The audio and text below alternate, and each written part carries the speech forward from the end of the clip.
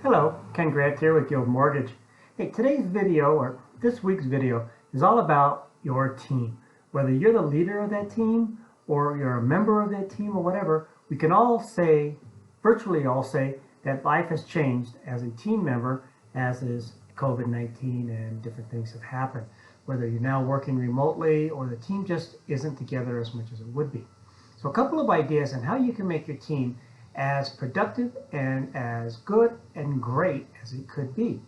There's basically three things every good team is comprised of. One is, are the team members feeling that they're included? Is there inclusion for the team members? The next is the assertion. Are the team members made to feel comfortable being able to voice their priorities? And the last, and the piece that makes the team go from good to great, is the cooperation. So let's go back to the first one, inclusion. Is each member of your team feeling that they're included? A strange thing can happen when the teams are starting to work from remotely. And I know this happened to me the very first time when I started working from home, is you get the feeling like you're on an island and you don't get the input from the rest of the teams that you used to have. Being able to reach over or walk over to somebody and say, hey, does this happen to you? Whereas when you're working alone, a lot of times it's like you feel like you're the only one that has that problem. So what are you doing as a team member or as a team leader to make sure that the rest of your team does feel included? Think of it this way. If you moved when you were a child in elementary school and had to go to a new school, what did it feel like walking in there? And did someone that was already there and established in the school take time to help make you feel included? It's important if you're going to get to the next step, and that is the assertion policy. If you don't feel like you're included, then you're never going to start saying, hey, you know what, I was trying this process or this exercise and it worked. And for me, it was something that was really working.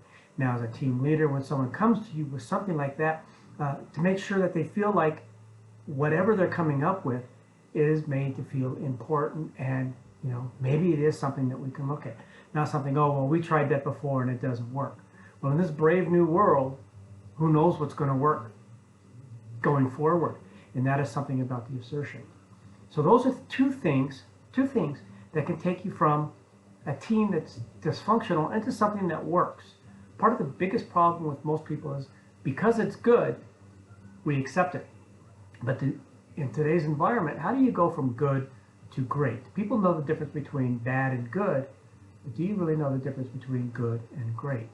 All great teams have one thing in common, and that's they already have the inclusion, the assertion, but they add the cooperation. Cooperation comes when you can still compete with each other, but you can feel good about somebody else's successes and help them to do that. When a team member is having an issue, you can say, hey, this worked for me, maybe you can try it. Or feel good about their successes and look at their successes and try something yourself. So remember the three things about the team: inclusion, assertion, stating your voice, and cooperation, helping others with the things that are working for you. All great teams have all three things. If you want to know more about this, give me a call and I'll let you know where I got some of this information and how it might be able to help you and your organization. All the best. Stay safe and healthy. Thanks.